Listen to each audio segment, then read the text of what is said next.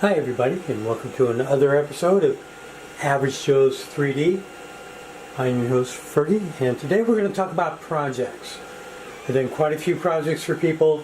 I'm going back and revisiting some of these projects and making them better on your next episode of Average Joe's 3D.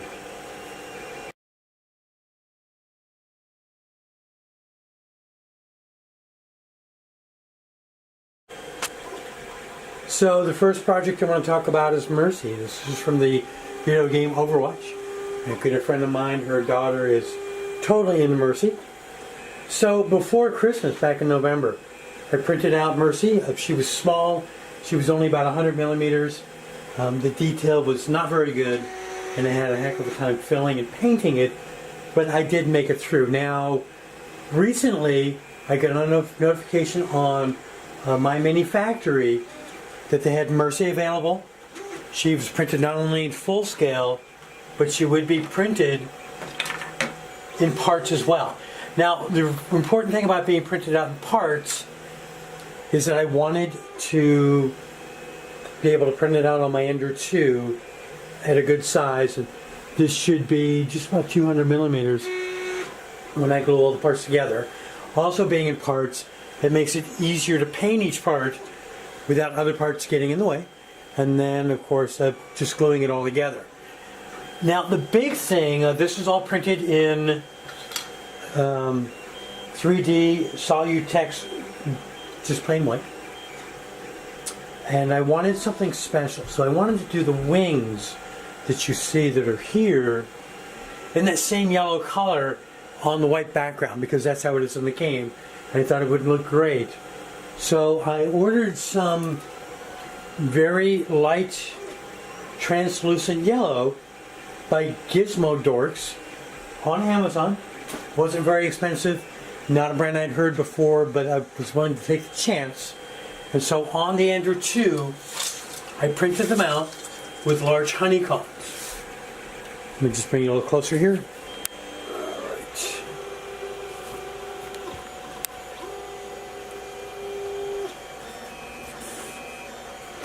There you go. So as you can see, it is translucent. You can see right through it, and it's in the big honeycombs in order to get the structure I need to hold it together and do a nice top plate.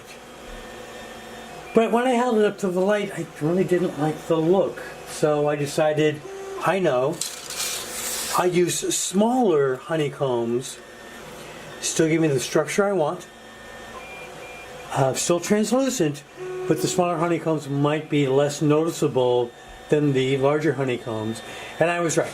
And so it looked great. But I thought, since I'm printing these so many times, why don't I just go out on a limb, and why don't I print these with no honeycombs, no internal support at all? I thought, well, I know that it can bridge the gap on a benchy. Can it bridge the gap on these wings? And this is what I came up with. There's no fill in these at all. Completely translucent, as you can see.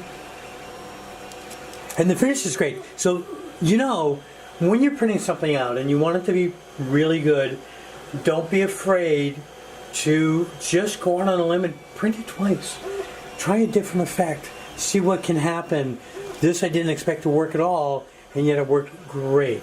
So I'm really happy with the finish of the wings. I guess they're wings, they're feathers. Of the feathers, they're going to contrast greatly with the white. This is what they're going to go in. And as you can see, when you put them in, let me get the other one here. There we go. No, I had that right. Okay, so when you put them in,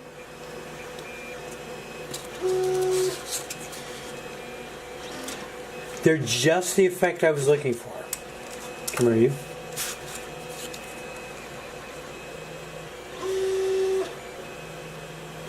Go.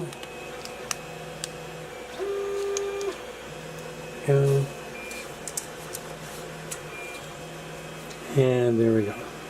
Some of these have to hold in. So, that, I don't think these are going to stay in there. We go. That is a really cool effect. When the light catches is just right, things wings are going to glow yellow. I think this is a really great project. I think it's going to work out well. So when you're planning out your projects, don't be afraid to experiment. Sometimes PLA will really surprise you. These were done medium quality on an Ender 2. Like I say, this is Gizmo Dork and the rest is Solutech. The finish on this is amazing. Hardly any bumps at all, but that's Ender quality, so that's what I would expect. So let's take a look at the next project. Now, one of the things about being the printing guy in my family is the kids. Now, I'm always printing things for kids. As you can see, I'm working on a Lego Batmobile. That's something I'm working on. But the other day, I had a friend of mine, her young son came up to me, and he showed me this erector set thing of some wheels on a block. And he said, wouldn't it be cool? Can you make this? And I was like, gosh, can I? I don't know. But I said I would try. So let's go ahead and take a look at what it looks like. It was this. Let me pull it back a little bit here. He wanted something with wheels so that no matter which way you turned it, it would still roll. How did I make this? Let's go ahead and take a look. So the first thing I did was I printed the wheels. Now the cogs at first were going to be interconnected, but when they were interconnected, I found out they wouldn't all turn in the same direction. That was a bad thing, so I had to redesign it. I did have 4 good wheels. This is all printed from the E-Sun Glass Watermelon Red. So it's red with a slight pink tint to it. It works really well, nice and solid. It's a nice hard wheel that's really good quality. Then I found this on Thingiverse. Then I went to Thingiverse and I found an axle. I found a place that had several different axles all in one package. And so I just picked one. And then I used a drill bit to drill this out so this fits in and allows it to turn really well. The problem wasn't the wheels or the gears, which I thought there would be. The problem was the box, okay? The holes had to be a certain diameter. Let me get these out. So all the holes had to be a certain diameter away from each other. 4 inches in order for these wheels to be correctly positioned so they all turn independently. This box had to be a 4x4x4. It had to be a 7mm hole going all the way through. And it didn't have to be a hollow box, but I did make it hollow. Now I made it hollow for 2 reasons. It's faster printing, and I only made it hollow in one dimension this way because when I went to print this, I didn't have to worry about supports because it's straight up and down, and it would really cut the printing time in half, if not a little bit more than half. So how did I make this? Well, I had to go online. I used a 3D program online, a Tinkercad program. It's an online cloud service. It's free. You can pick basic shapes and put them together. I had no idea how to use the software, but I took a chance anyway, and I moved things around like 20 times before I got everything where they needed to be. They printed out, and as you can see, I just went through with a drill bit, a little bit bigger than the hole, to get rid of all the internal supports, and this just slides right in place where it needed to be. So, yeah, kids will trip you up with, hey, you print 3D, could you print this? And it doesn't exist anywhere. But the answer is going to be yes, because I love these kids, I really do. So I want them to enjoy what we can make for them. And that's one of the reasons I got into 3D printing, to be able to make things for people. Now the last project I found on Thingiverse, I have my CR10 set up for a 1mm nozzle, as you all know, which means that the quality is not going to be the best, but with a 1mm nozzle, it's going to print 1.5 times thicker than a 4mm nozzle. And on a CR10 bed, as you can see, this fills it up. This is a giant grabber. I found on Thingiverse, and I'll put a link to it. I did not make this bigger at all. This is the size that came from Thingiverse. If you have a smaller printer like an Ender 2, you're going to have to do individual pieces. But as you can see, I got away with doing everything at once, and it fills up my bed entirely.